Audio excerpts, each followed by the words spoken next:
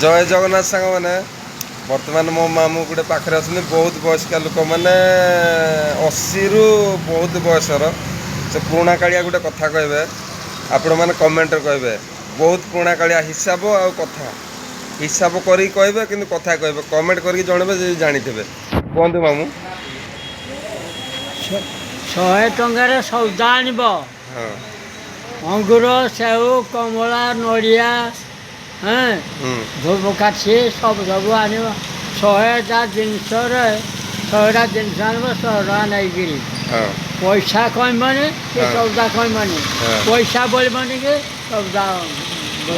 बड़बनी 100 टकर बरबार हम बरबार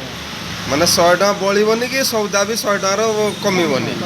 मामू जहाँ कहे सौदा कमिबनी कि 100 टका बोलबनी जय जगन्नाथ सांग मैंने मामू जो भाया प्रश्न पचारे उत्तर कमेंट कहतु।